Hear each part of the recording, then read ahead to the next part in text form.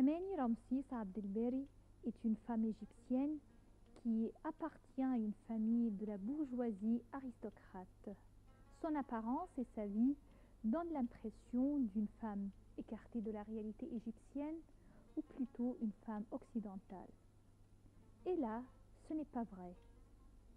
Ameni aime l'Égypte, le folklore et aussi l'art authentique. Elle se déclare fière d'être une Égyptienne. Ses œuvres artistiques reflètent sa vision pleine d'amour pour l'Égypte et aussi pour l'Afrique. Moi, j'aime beaucoup traiter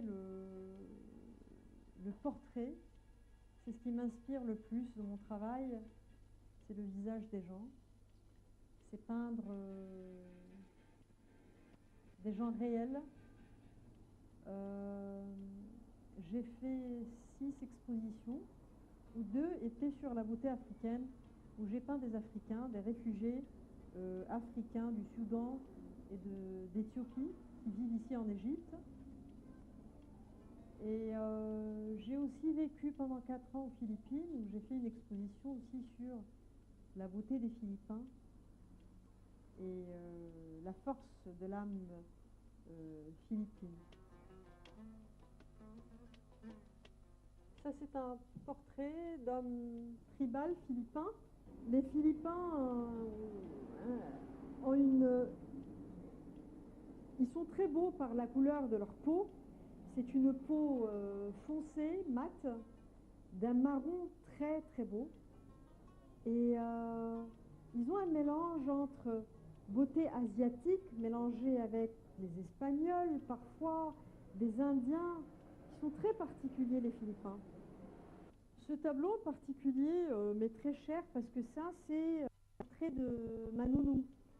C'est la femme qui m'a élevée après ma mère. C'est quelqu'un que j'aime énormément.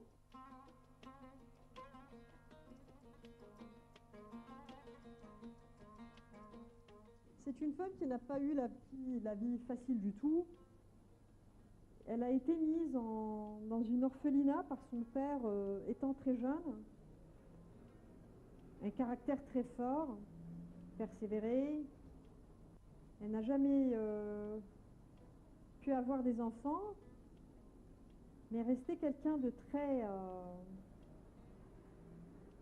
très forte.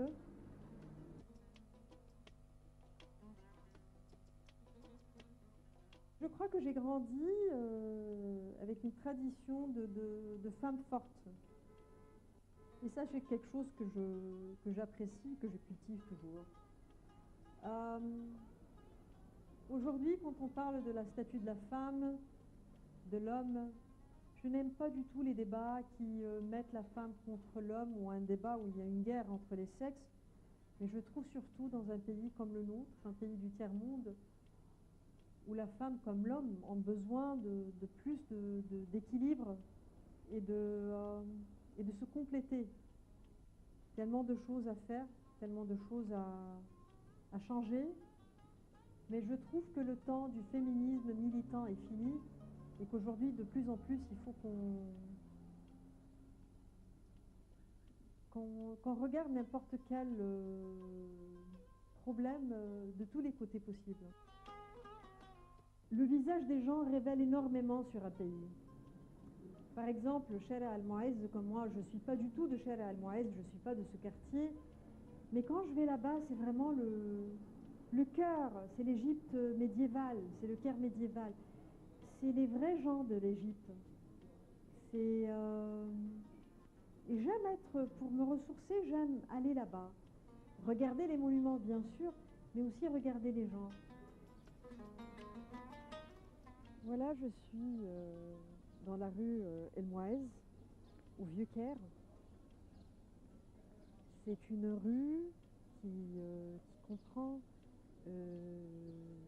un musée ouvert de monuments islamiques, des merveilles de monuments d'architecture islamique.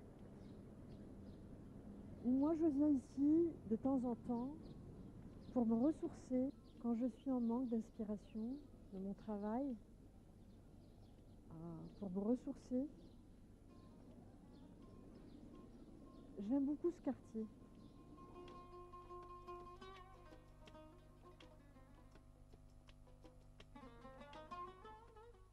Voilà, je vous invite à venir avec moi visiter cette mosquée. C'est la mosquée del Hakem Ba'amrillah. C'est une mosquée qui date de la période fatimide dans l'histoire de l'Égypte. L'architecture islamique est une architecture qui élève l'esprit par la simplicité parfois des lignes, les arches, la sérénité qu'elle inspire.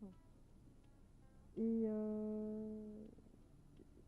c'est une architecture, bien sûr, une continuation dans l'histoire de l'art. L'architecture islamique médiévale comprend toujours une cour intérieure. Et je trouve que comme idée, c'est extrêmement pratique pour commencer, mais c'est aussi très spirituel, comme ça, ouvert au ciel.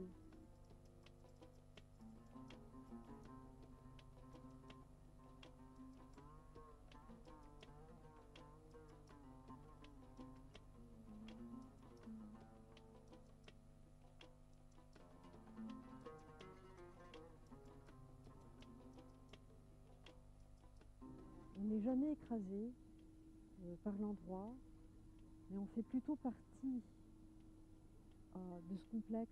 On se sent bien, il y a un certain bien-être. Ce qui reste, il n'y a pas grand-chose qui reste de cette mosquée de l'époque fatimide. Ça a été une mosquée qui a été restaurée plusieurs fois au fil des siècles.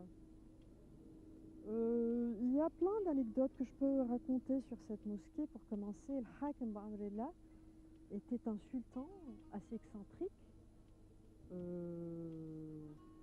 qui avait empêché les cordonniers de fabriquer des chaussures, par exemple, pour les femmes, pour que les femmes restent cloîtrées à la maison. Il avait empêché les gens de manger la molacheia, le plat égyptien par excellence. C'était aussi quelqu'un qui était très paranoïaque, qui a passé énormément de temps à protéger son trône. Très curieux quand je regarde autour de moi et qu'on regarde les minarets de cette mosquée qui ont une forme très particulière. C'est pas les minarets originaux de la mosquée. Les minarets originaux de la mosquée étaient construits par son père. Et ils sont cachés dans ces tours-là. Ces minarets qu'on voit là aujourd'hui ont été rajoutés.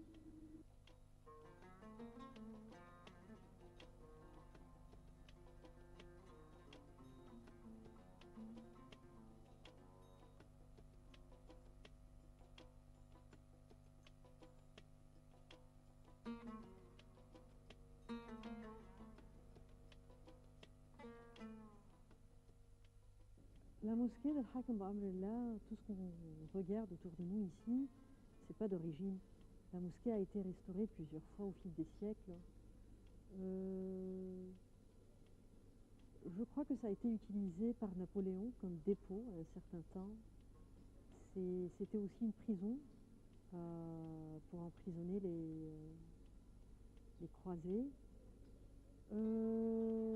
Et puis plus tard, c'est devenu un musée d'art islamique, après une école.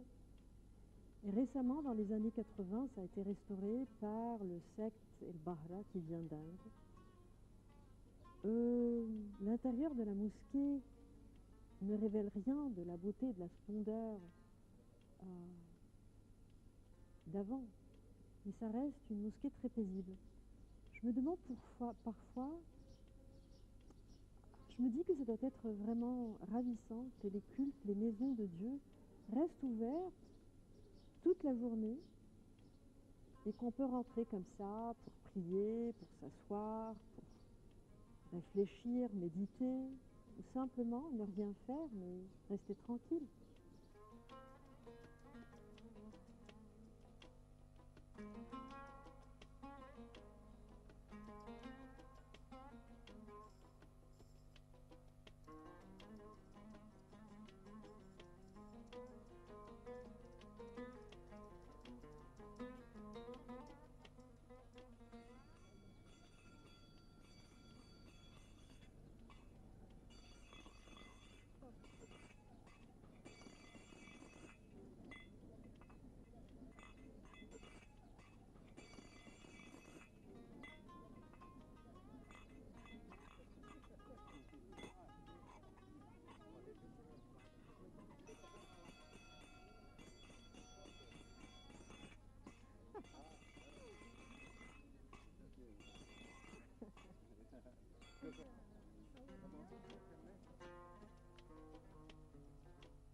quand je viens ici, c'est pas seulement pour visiter les monuments, mais c'est aussi me balader dans les rues, voir les gens du quartier. C'est un quartier très animé. J'aime bien les gens qui vivent ici. On est tranquille, mais on est tout le temps observé, et on observe tout le temps.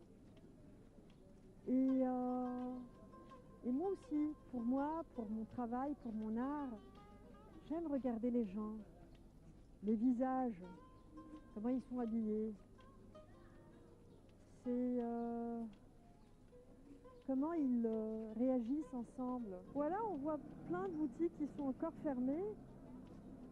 Bon, cette rue a été complètement restaurée, c'est devenu une petite rue piétonne.